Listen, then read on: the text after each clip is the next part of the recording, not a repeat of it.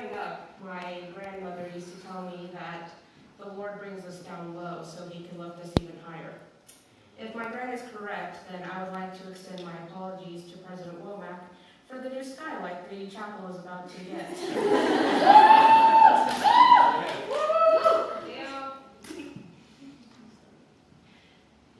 So, my topic is about disability.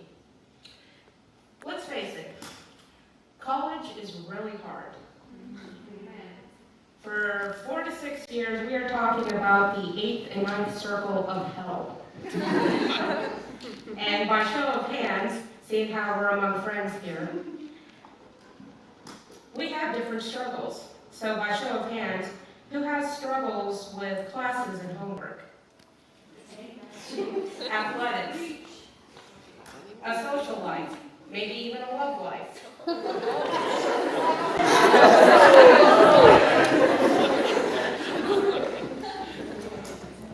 are a lot of struggles for 18-year-olds and above to deal with. Now, I want you to hold on to those struggles because they're very important. And I want you to imagine having to put one more on that list for you to deal with. And that happens to be disability. Now, before we can talk about disability, we need to understand what a disability is.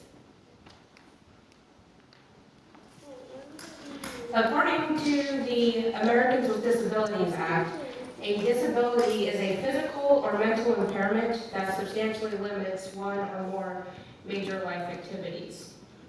Now, this isn't just a blanket statement or a generalization because one disability will be different from another.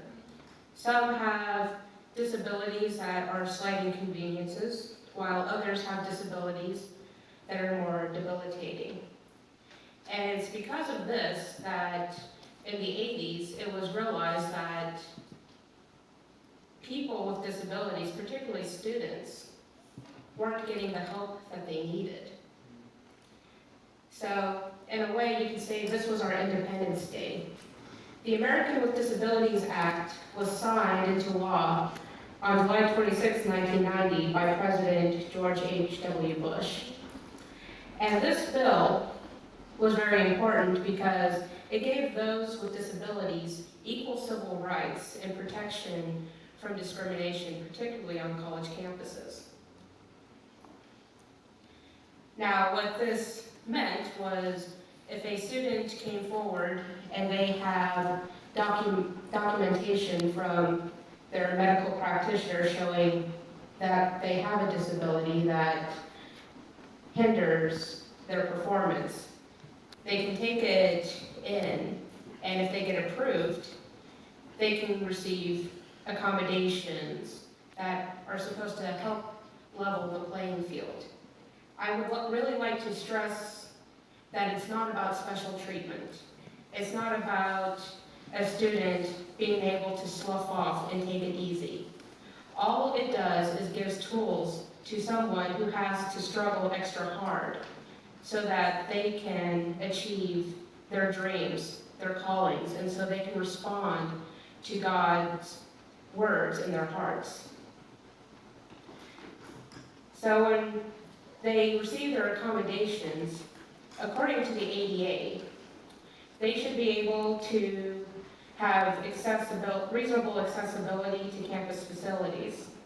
Now, unfortunately, the theory is wonderful, it's gorgeous, but when it comes to putting that theory into practice, that can be a little more difficult, especially on small campuses with older buildings like Northwest Christian University.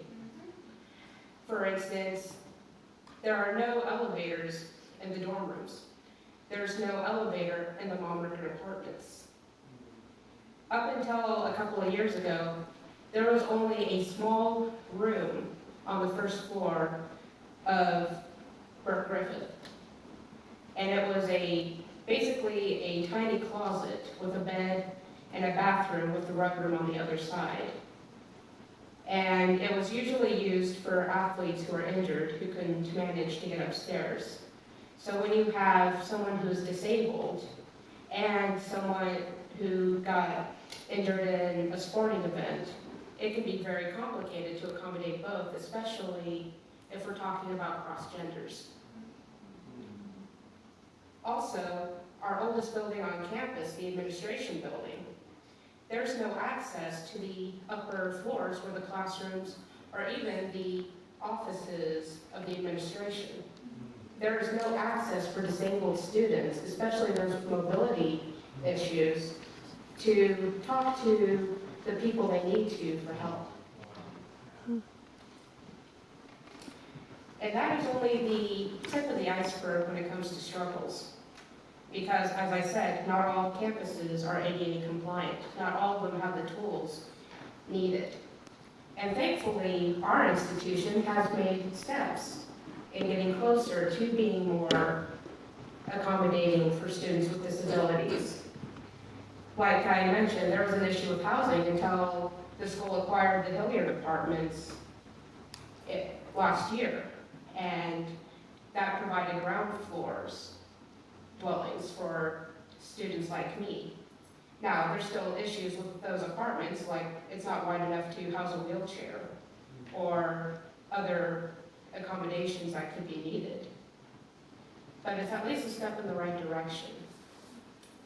But even worse, there is a stigma when it comes to students with disabilities, particularly those who have what are called invisible illnesses, illnesses that you can't see.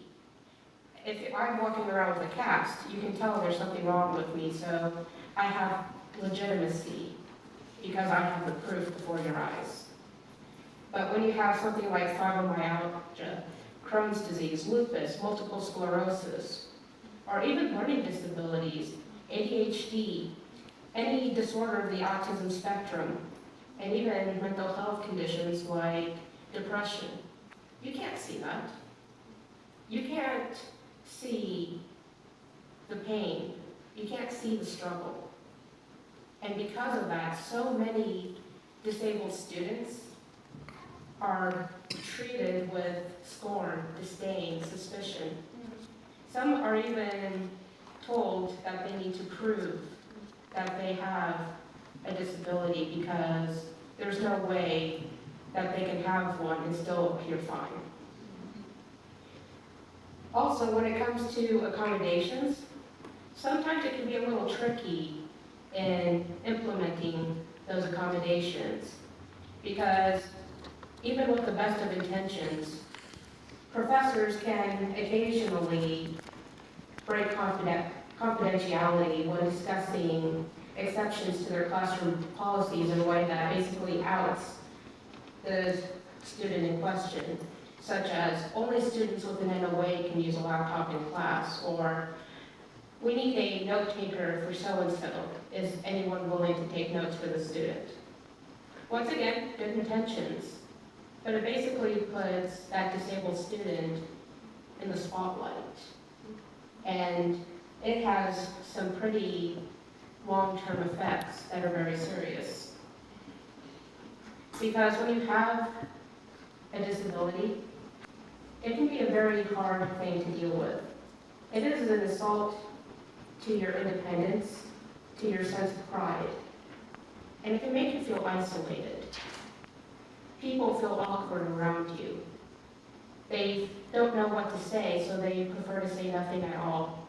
Or with the best of intentions, they'll exclude you because they're not sure you can handle whatever activity is going on. And that basically makes people like me feel like Mephibosheth, who came before King David, who was lame in his feet, just like I am. And he flat out said to David, who offered him kindness, "Who am I that you would look at a dead dog such as I am?" They feel shame. When they're getting comments going, "You look fine, you can't be sick," or "It must be nice to be able to take it easier." It fills you with shame. And it can have effects on your performance, your education. Students with disabilities are far more likely to drop out than students with non-disabilities. 27% of students who disclosed their learning disabilities graduated, which is great. But this is in contrast to the national average of 59% of non-disabled students who graduate. And because it can be really hard to juggle academics, a job, a social life, it takes even longer for some students with disabilities. It can take up to 6 years to complete a 4-year degree. For the record, I'm one of those students.